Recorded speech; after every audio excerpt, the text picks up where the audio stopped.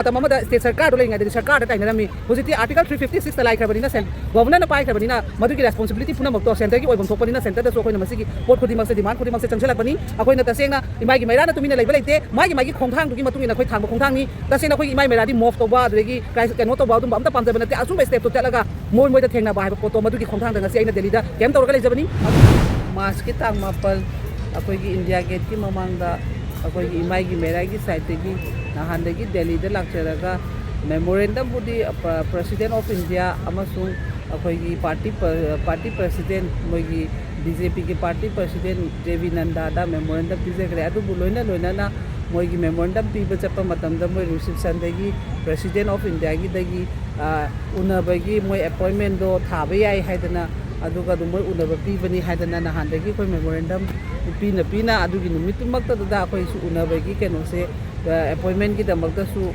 thajagi bani thajagi bado moina nahanti chalba matam da boy update se kemta leram drengarang se adubu update se leram da badagi akoi kamai to se moi phone number kai ka budi tap pire adu bungarang se koina phone se tawjaraga no matam da monday heyeng sida moi update to pige di hai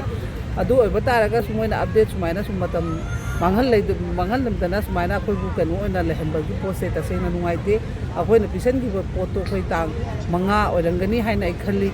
ado masigi potsida tasena akoi center da tawbiriba punamak haibadi center sina akoi gi ngarang makta su akoi gi Home Minister Amisaji na date one da mana thokiba order dugi matung na tang nipan dagi free movement regime to halani haiba potu da imai bel ibu upakaya mana adugi damakta se ka poki da chetkani na tawba matam na ngarang sekmai dagi ngarang so amana lan mangam kide adubu masi yam nungai jati ba maramdi akoi gi CM na resign to graba matung da kai gumba ma sarkar ama semba ngamdre leiri ba MLA mayam na su adugi mathakta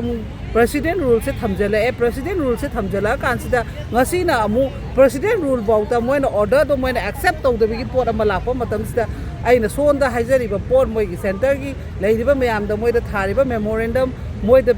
piri ba khoi gi appointment gi to bose moina sida accept to ta base nuaite hoji bo moi reason kem ta haide hayeng budi haige hari hayeng siga ngaijaraga ai hangsit se Imphal thukcharani Imphal thola kanda khoi gi Imagi Meira na Makhata bakari step ama lobo tage haiba poto madu longjarani ngasi aina Delhi da pisaliba tawriba se kai maram gi no haiba dadi tasengna khoina matam amada state sarkar do leinga da sarkar da tainarami positive article 356 the like khabani sent governor na pai khabani na madu ki responsibility punamak to center gi oibom thokpani na center da so khoina masigi pot khudimak se demand khudimak se changjalakpani akhoina tasengna Imagi Meira na tuminna leiba leite magi khongthang dugi matung ina khoi thangba khongthang ni tasena khoi Imagi Meira di move to ba degi